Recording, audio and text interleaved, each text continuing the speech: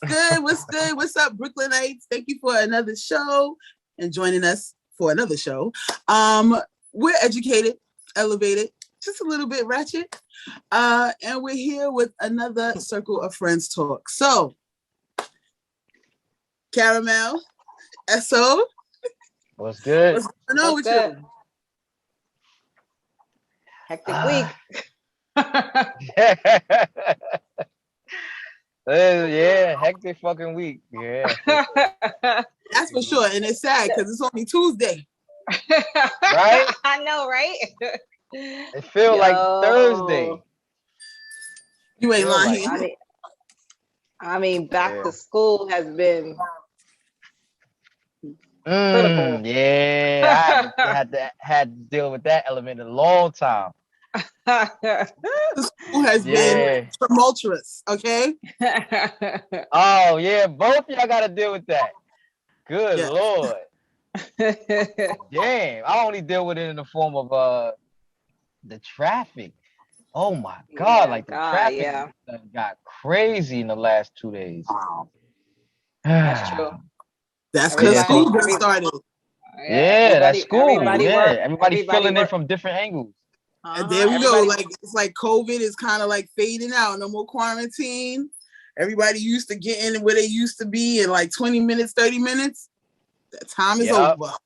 Yep. I ain't gonna hold you. That's one of the reasons that made me say, maybe I don't want to stay in New York for all my life. I thought I did, but when quarantine hit, and I was loving every single day. Like the non-traffic was beautiful to me. Me too. I'm not gonna lie. I like the deserted roads. Yeah, I'm like, maybe I don't want to be in New York. It was kind of scary, but then it was also peaceful. Very peaceful for me. Very peaceful. I loved it. I ain't gonna lie. Everybody worked for the DOE in some form or fashion. That's what you see when you see a school start. Like, okay. Right. Teachers, lunchroom people, administration. Yeah, delivery, oh God, not to mention parents driving. Kids. Yes, the parents driving and dropping the kids off. And more people are doing that too, because they don't want their kids to be on the train because of this whole different stuff. That is a fact. And then, and the school buses are shot. They dropping people wrong places, kids, and all kinds of crazy stuff. You had to deal with that? I decided, I've heard some horrible stories, and then the school was emailing us if you can get your kid, just get your kid. You know what I mean? This week, because it's just, buses not showing up. Because they still getting used to their schedule. People are getting the wrong routes and all that, getting the wrong bus. It's crazy. You might lose your kid. You might just want to. It's like that kind of week, Damn. So. Yeah, my coworker, he was stressed the hell out yesterday because he has a little 5-year-old that started school for the first time. And, on the first day of school, they don't give you the bus matron's number. You don't get that until later on in the day when they drop them off. So he had to call the old bus person, and she gave him the right number to call the correct bus person. And it was a good thing that he had called her because they was literally getting ready to drop the 5-year-old at the wrong address. Yep. I've heard of those things. Yep. He's getting dropped off here. He was like, no. Nobody is there. He's going home. And it took extra long. They were saying because of the traffic, but he should have been home in an hour. He didn't get home for 2.5 hours. No, it's they dropping kids off at wrong schools. I'm talking about little kids. Right. It's serious. I'm gonna be picking my kid up all week. Damn. Well, maybe, next week, after everybody kind of get used to being back and dealing with all these different elements, Exactly. It's about a month. Oh, you said about a month? Yeah, I mean, nothing is as bad as the first week back because you're still in the middle of this week. But it usually takes about a month for everybody to get kind of readjusted. Maybe not the whole 4 weeks. I want to say maybe 3. You know. But the bus And then you people, remember everybody's off COVID too. So it's not like people haven't really been doing all of this for like a year and a half. like 2 years, pretty 2 years much. almost. Yeah. So Yeah. So some people are out of practice. A lot of people are brand new in these positions and these jobs.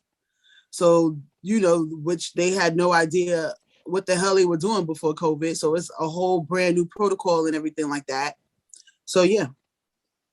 Yeah, I think my son's school merged with another school, and they have my son's school has another building down the block.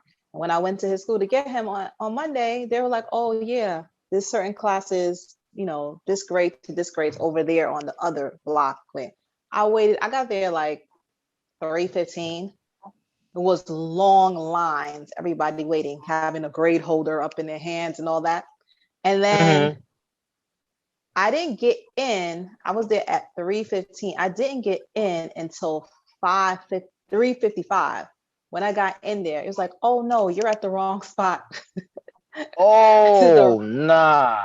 Now I had to go back over to the other school, and their line was down the block, where I probably would have been in the front of that line because there wasn't even nobody lined up when I came. Oh, Wait in that no. line. And I had to sit there and wait in that line again on the other side to pick him up. I was like, yeah, I stood in line for a good hour and like 10 minutes yesterday. I wonder if this is just New York or United States, or like is this happening around the world where people are like getting back to it, or have they been back to it and we just the last ones to get back to it? Yeah, I'm sure everybody's having logistical problems except the people who never locked down. Probably. I'll tell you one thing. If more parents pick their kids up from school, R. Kelly wouldn't have a chance to run into them at McDonald's. Yeah, that might be true, but I bet you there's a few R. Kellys that's picking people up for other people, next door neighbors and friend of the families. Because if R. Kelly wasn't a singer, he'd be somebody play uncle. That's true though. Cause I ain't gonna lie, before R. Kelly is famous, but a lot of these dudes that was doing that bullshit, they was trusted by family members, and you know what I'm saying? Like they be in the house. Everybody almost every female I know that told me a story about shit like that. It was it was somebody that was close to the family, that was trusted, that was picking them up from school, that like doing all of the stuff that you just think a good friend does, or a good family friend does, or a good family member even. Mm-hmm. You know what I mean? So that's true. Most people who are abused in that way, molested or any of those different things, is not usually even rape. It's not usually by somebody you don't know. It's usually by someone you know, whether it's a woman, even whether it's a woman that got raped or something like that. It's not usually somebody on the street. You got more potential of being in a date rape or something. right. Somebody in the street just pulling you in some alley. Same things with children. You're more likely to be some family friend, some family member, some coach, some whatever. Right, them coaches and all that, than just somebody on the street pulling you off the street. I mean, that happens too, but not as much as the other stuff. Yeah. So yeah. And that's what makes it even more fucked up. It's like two mind fucks at the same time, right? It's like, I can't believe that I'm being assaulted like this against my will. And then it's like, I'm being assaulted by somebody that I consider to be family, or somebody that is family, or somebody that is like, so it's just a crazy violation to kind of wrap your head up. Or somebody I love. Can I ask a weird ass question? This is a weird question. And y'all might have to edit this shit out. I ain't gonna hold you. Really? But yeah, you might have to edit it because I don't want to offend nobody. But I do have a question, right? So men and women are the same, right? We're the same as No, far we're not. as how we As far as what? feel and what we feel, as far as essentially we're the same. Mm-hmm. We get treated differently, but essentially the same. Oh, can we agree on that or not? I'm not And gonna you agree on told. that yet because I don't know where you're going with it. Okay. Fair enough.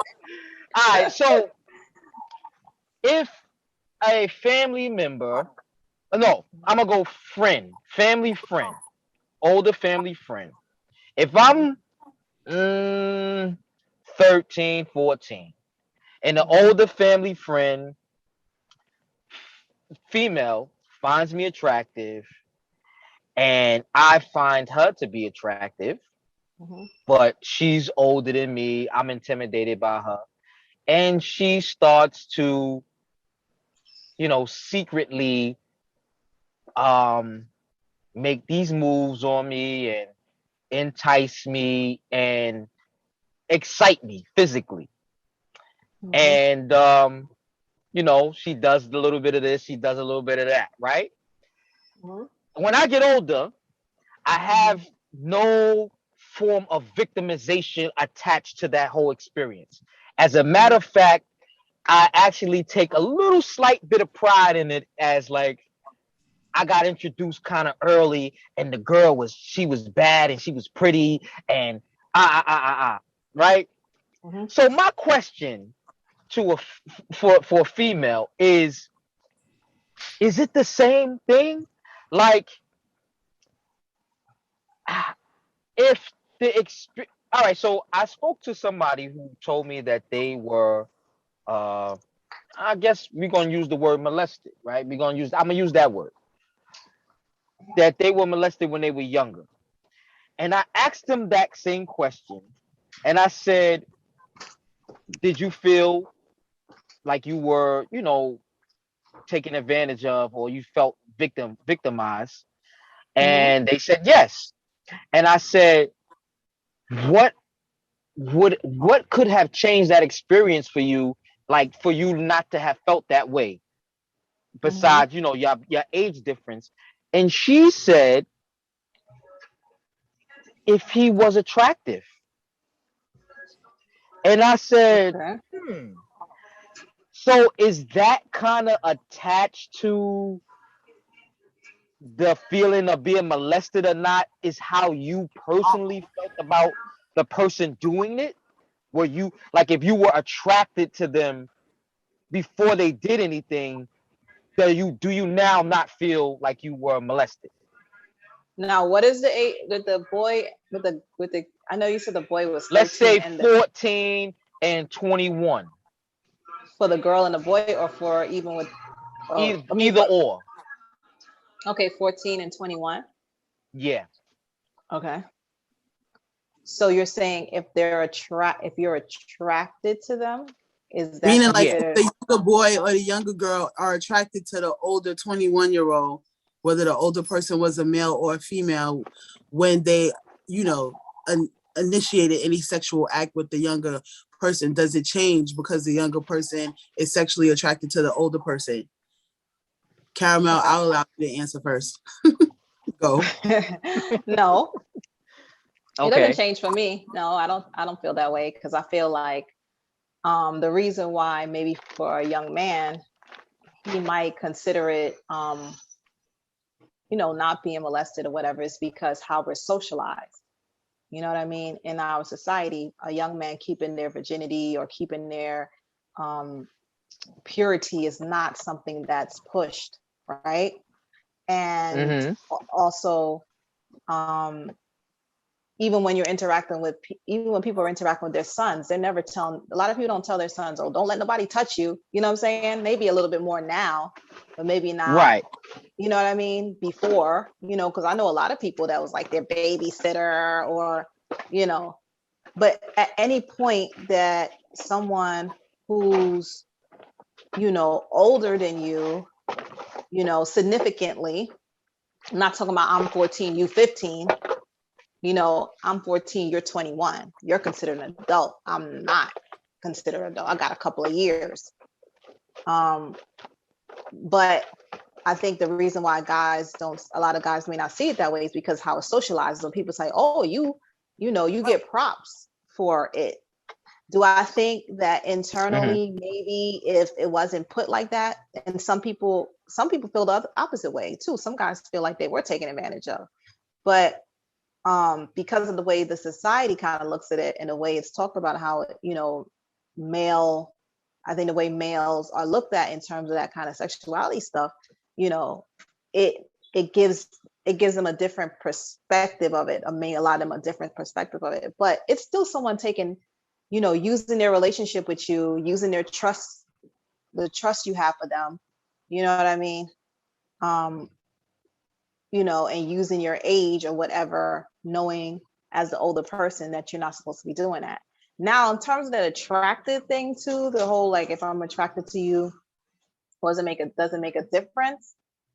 I think she thinks that'll make a difference, but I don't think that would have made a difference. I think a lot of people feel like, if someone is attractive, then maybe it changes the thing. But if someone is doing something to you, you're saying that they're attracted to them, right? That's what you're saying, right, S? Oh, I don't hear you, S. Oh, my bad. You're saying I'm saying this, right? I'm saying, are we teaching people to be victimized? Now, hear me out on this. My grandmother, when she married my grandfather, she was 13, and I think he was like 20 something. Maybe like I don't know. It's a little fuzzy, but they wound up having 8 kids. They stayed together for over 60 some years. They were the love of each other's life. But she was 13, he was 20, I don't know, 20 something, right? Okay. So hold on, I'm sorry. Hey, what's up? So if you can be with somebody, and just because they have more experience than you and they pull you into that experience, are they actually all the time taking advantage of you and molesting you because there is an age gap? I don't know. That's what I'm asking y'all. Okay, Not well, to give no. Okay, go ahead. Those are two different situations. I understand what you're saying because of the age difference, but those are still under two different situations. One, when molestation or rape happens between an older and a younger person, whether the younger person is attracted to the older person or not, like Caramel said, it still is a power dynamic and it still is a violation, right? Molestation is not something that you agree on. It's not something that it's like, okay, me and you are going to meet at this time and I'm going to violate you. It's not anything like that. It usually comes out the blue, or predators, have a time that they usually tend to come around when they know that other people that would guard or ward that person off from a child would be around, right? In the situation of your grandparents, it sounds like that they were patrolled, and it sounds like that was something that both their parents agreed to. Because even when you're 21, you still are pretty young. I mean, you're still pretty much just a step away from being a teenager, but at the same time, that I would believe is an agreement that 4 parents went into, agreeing that their 2 children would be together.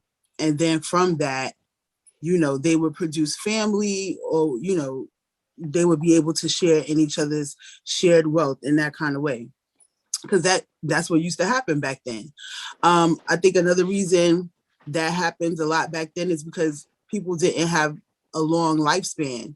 So they weren't expected to live until they were like 50 or 60. People was like dying in their late 30s and 40s due to Spanish flu, due to smallpox, due to different things like that. Okay, now we know that Caucasians or the colonizers, they were marrying their children off from the time that they were like 9 or 10. So, the fact that your grandmother got 3 more years, depending on, the time back then, she was still considered a full, a woman that could carry, children. I mean, most, children get their menstruation between the ages of like 9 and like 16 or 17. So that also would kind of determine when those families were betrothed, because they would usually keep the girl until the girl, had her menstruation. It's like, okay, now you can have children. Now we can, barter and see, who wants to be with you or whatever like that. So I think that that's what the two differences is there. And so when you're looking at, the difference between your grandparents and molestation. But molestation is not something that anybody agrees to or you want at any time. And it's usually not done out in the open either. Right. Which is a big part of it as well. Right. So I'm pretty sure like your grandfather wasn't like going around hiding your grandmother. They had 8 kids legitimately, that's understandable. But molestation is on like a whole nother level. I guess SO is having some technical difficulties, so he'll log back in and sign in when he can. But yeah, anything else you wanted to add to that, Caramel? No, I think you kind of hit it where it is, and even even back then, all those situations are kind of sticky because you never know what people made you do. People made you get married. It doesn't mean that later on that because it was your first experience, you got pregnant or something. They like, okay, well, you pregnant now. You gonna marry this person. I'm saying? A lot of that stuff was also happening. I'm not saying that's what happened with SO, but a lot of that stuff was also happening too. Even when girls were being maybe raped or molested or whatever, once a pregnancy was in it, they want to make you right by the church and all that kind of stuff and make you look like a upstanding person. And a lot of stuff had to do with who your family was and the name on your family and all that. So people would marry you off quick and early, So, a lot of people married people that initially offended them. You know what I'm saying? Not because they wanted to at the time or whatever, because that's the way times were. What you gonna do? You pregnant or, or whatever. You no longer have your virginity. Who's gonna want you? And there's a lot of different things that come into time. It depends on the time, situation, where it was and all that. Just because people stay with people for a long period of time after those things happen, sometimes it's because of that's the way the time was. You don't get divorced. You don't, even if you did, what you gonna do? You got any job? You got any education? You have, and unfortunately, that stuff usually affect young women. A lot of times they had to deal with situations not because that was their choice, but because of their circumstances, in terms of their education, in terms of their families, what their families wanted, different things like that. Doesn't mean you wanted it. It doesn't mean, even if you stayed in it, it was because it was what you chose, initially or whatever. So it's something else to look at. Yeah, no, it's true. You're definitely right about that. So my grandmama would say stuff like, your grandfather to me, I was just this amount of years old, like 15, 16 or something. And she would act, I don't know how true it is, but she made it seem like my grandfather got with her when she was young. And later on, she didn't consider that a good thing. She was like, she had dreams of being like a doctor and different things, and she got boggled down with all these kids and had to get married early and all that kind of stuff, maybe because of some kind of act, maybe, or whatever. And she was miserable about it, and she stayed married to my grandfather maybe, I don't know, maybe 25, 30 years or something. Like they had nine or 10 kids. So it doesn't mean anything. It doesn't mean that, doesn't mean that people wanted to get married or they were happy with it. They stayed in it because it was the times, so I mean, she got out of it at one point, but it was much later in her life. She was married really early. So.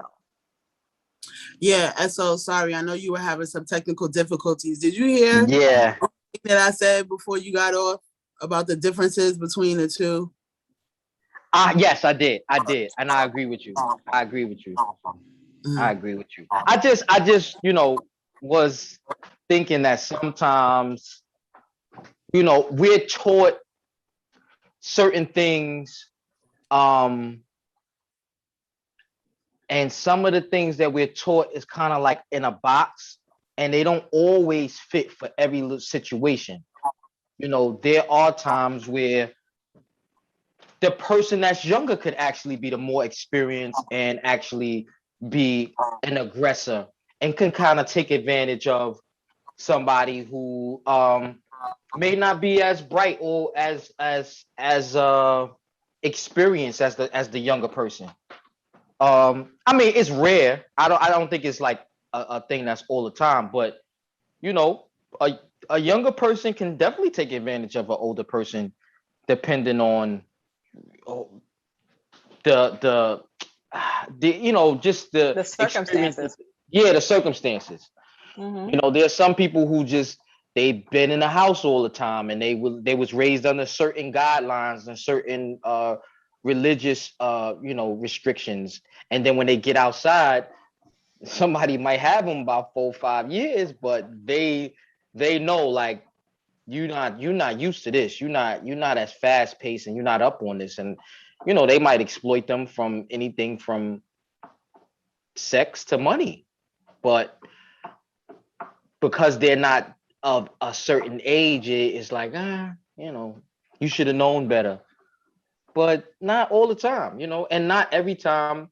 Maybe there is somebody, this is why I say I don't want to be a controversial asshole, because it's almost like I'm kind of justifying it. But I just think, like, maybe there's some people who things have happened to them in those certain circumstances, and they weren't actually being victimized. They were being introduced. Mm-hmm. You know what I'm saying? And what's the difference?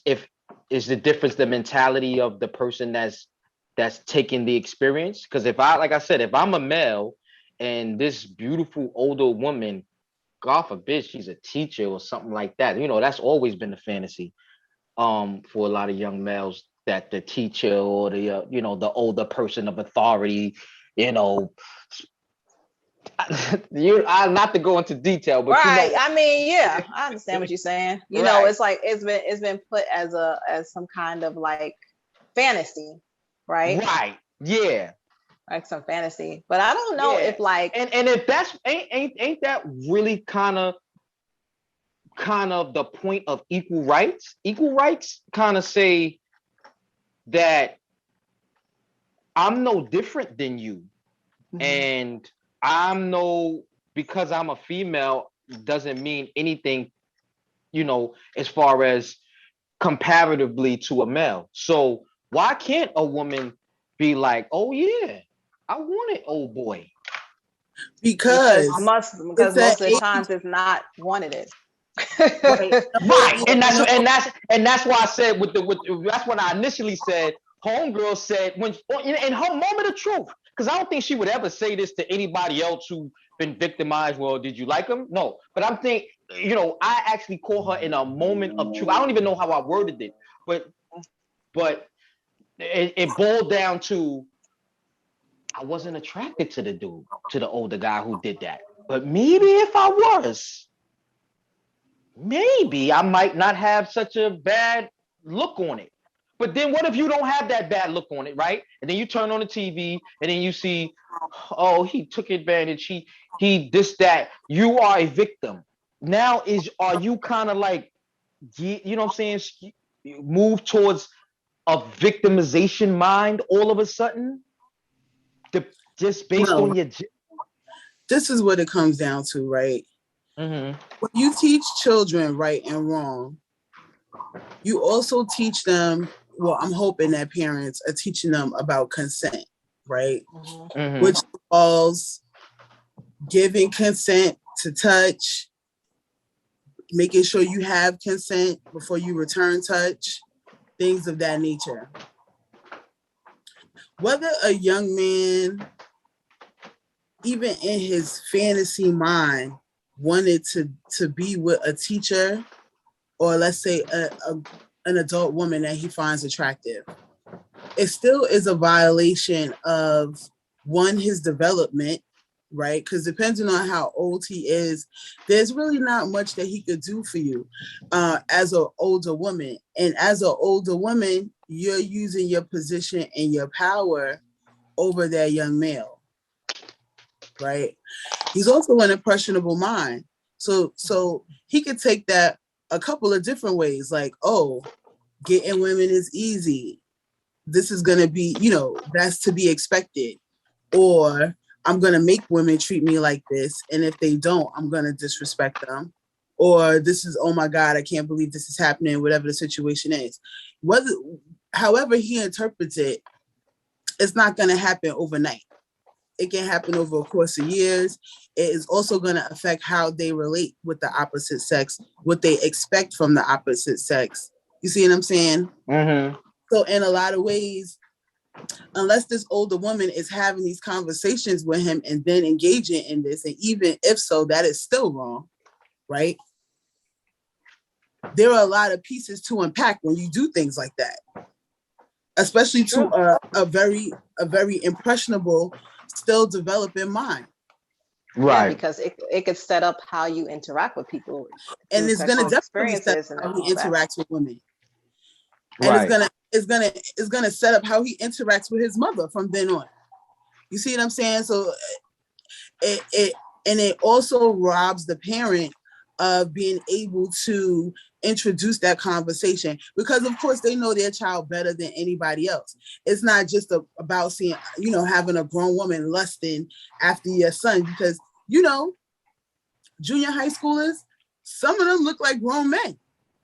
All right, some of them look like they belong in college. High school, I don't know what they feeding them. The chicken got hormones in it. They look like they 32. They're already out here voting. Okay, so it's not like, and it's the same way on the other side with the young ladies. Overdeveloped, very shapely, and in this Nicki Minaj, Doja Cat, era, everybody is dressing very scantily and everything like that. So it's not like there aren't temptations for older people that still deal with young people or that engage with them. The whole thing is checking your mindset and, creating boundaries and respecting those. Because even if a child, has a crush on you and they exhibit that, you still have to respect, you still have to talk to them about it, engage with them, and let them know, listen, one day you're going to make a young girl very happy and she's going to be crushing on you but this is not appropriate, for you to do this at this time, especially to try to act on it, because you do have some young men that, are under 18 that are aggressive sexually, and they will try to act on certain things. And the reason that they do that is because they've had experience with older women that have made them think that it's okay to do that, until they have people check them and be like, boy, you about to catch a whole fist or an assault case. Okay. And then there you go. They got a messed up record. It's true. And it's all because this little hussy over here that was babysitting him on Saturday was real hard up, and she, you know what I'm saying, and decided to, express or exploit a young mind. You can't do that. Right. That's why whether the attraction is there or not, that is a definite no. And as an adult, you do not have the right to expose any young mind to anything that they're not ready for. Right. That's just straight violation. They screwing you in more ways than one. It's not just exactly physical. If it was just physical, if these situations were just based on physical, in terms of how it affects you as a person, probably people may even be able to get over it more. But even physically. No, I'm just saying, like, even if it was just, it's like, okay, meaning like, I'm trying to make a point that when you get assaulted sexually or molested or whatever, the what happens to you, what the pathology of who you are in your life and all that follows you way past the moment or the moments that thing happened. You know what I mean? It's in your psyche. It's the way you interact with people. You know what I mean? It can affect a lot of stuff. You know what I'm saying? That brings you back to it all the time. Maybe certain people come around and you jump, or somebody look. You know what I mean?